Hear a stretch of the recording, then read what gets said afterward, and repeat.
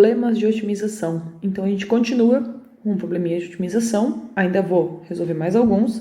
E o segundo é esse aqui. Pretende-se construir um santuário de pássaros retangular com um dos lados ao longo de um rio reto. Nos demais lados deve ser erguida uma cerca protetora. Se há 12 km lineares de cerca disponível, encontre as dimensões do retângulo de área máxima do santuário.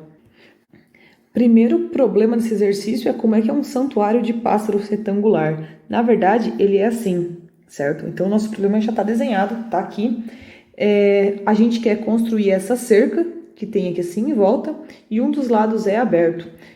Dizem que é um jeito dos pássaros conseguirem dormir, então eles dormem aqui assim, protegido contra os predadores que poderiam vir por terra. Mas por água, bom, não se sabe. Mas vamos lá, esse é o nosso problema e a gente tem que ver quais são os dados que a gente tem e o que a gente quer encontrar. A gente sabe que são 12 quilômetros lineares de cerca e a gente quer que essa área aqui, que esse espaço aqui, seja o maior possível. Então, a gente vai ter que trabalhar com o quê? Com área, que é o que a gente quer. E qual é a informação que a gente tem? A gente tem os 12 quilômetros lineares de cerca, que na verdade ele vai ser esse pedaço e esse pedaço. Então, como é que a gente pode fazer? Vocês podem ver que eu já marquei aqui como X, aqui como Y, porque eu não sei qual é o tamanho. Logicamente que esse lado aqui, ele também vale X, certo? De novo, as nossas condições é que o X tem que ser positivo e o Y também. Por quê? Porque a gente está trabalhando sobre medidas, então medidas são coisas positivas. E qual é a primeira informação que a gente tem? A gente tem que há 12 km lineares de cerca. Onde vai estar a cerca? A cerca vai estar nesse X, nesse Y e nesse outro X. E isso é o que eu vou ter para gastar de cerca. Então, em outras palavras, eu tenho que 2x mais y vale 12. Isso vai ser a parte onde a gente vai depois substituir para a gente ter uma função de uma variável só. Por isso que esses exercícios sempre nos dão alguma informação.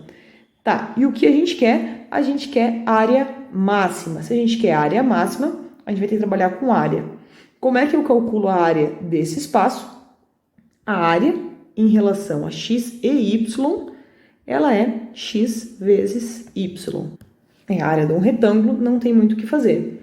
De novo, a gente tem aqui uma função de duas variáveis, não é o que a gente quer. A gente está em cálculo 1, a gente só ocupa uma variável. Então, o que a gente vai fazer é rearrumar essa conta.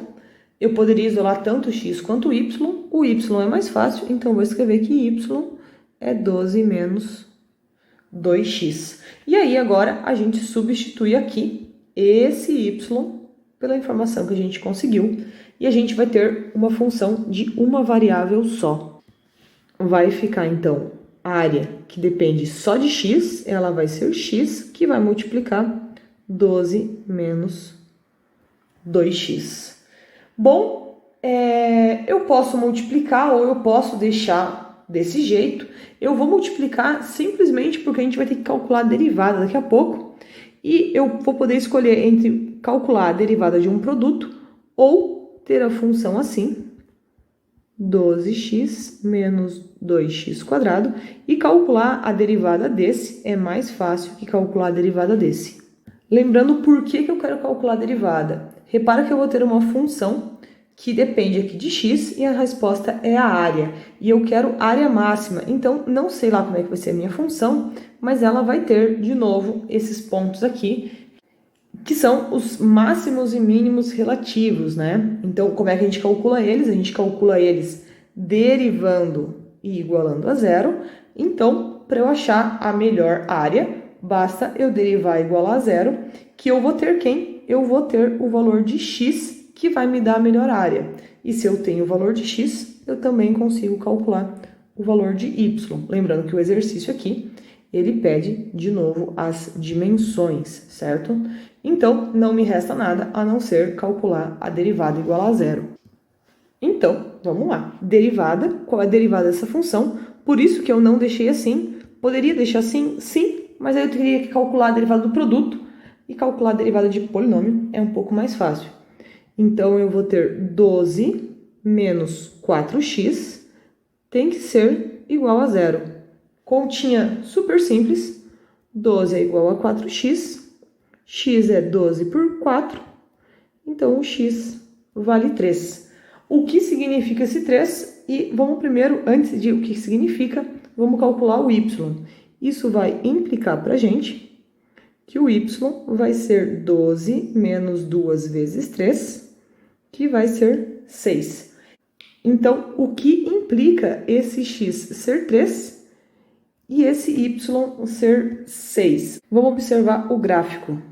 O gráfico seria isso daqui. Esse gráfico é o gráfico desta função aqui. É uma parábola, a gente conhece já isso, né? Lá da época de escola.